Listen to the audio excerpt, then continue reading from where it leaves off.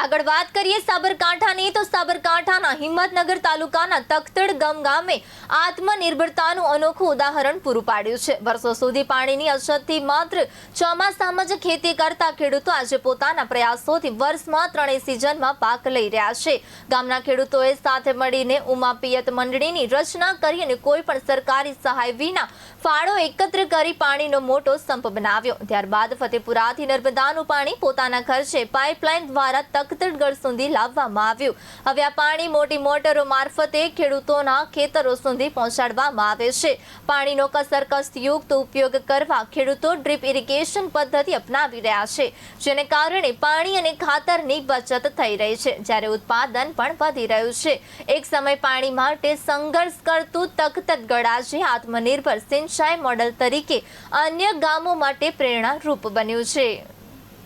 સિંચાઈના પાણીની બહુ તકલીફ હતી, એના અનુસંધાને અમે ગામ લોકો ખેડૂતોએ ભેગા મળી અને નક્કી કર્યું કે આપણા ગામથી 5 કિલોમીટર દૂર નર્મદાનું પાણી આવે છે અને ત્યાં સ્ટોર થાય છે, તો ત્યાંથી આપણે સ્વખર્ચે પાઇપલાઇન નાખી અને ગામમાં પાણી લાવીએ અને સંપ દ્વારા આપણે ખેતરોમાં લઈ જઈએ અને ડ્રીપથી સિંચાઈ કરીએ તો આપણે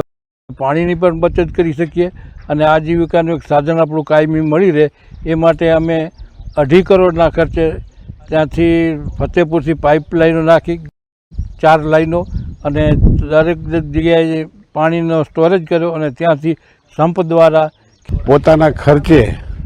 વીઘા દીઠ ફાળો કરીને બનાવ્યો છે અને એ નર્મદાનું પાણી ફતેપુરના તળાવથી લાવી અને આવા 2 સંપ બનાવ્યા છે અને આ સંપની અંદર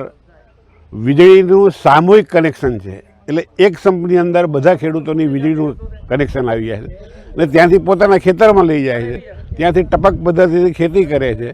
મોટે ભાગે ખેતી ચોમાસામાં મગફળી છે, સોયાબીન છે,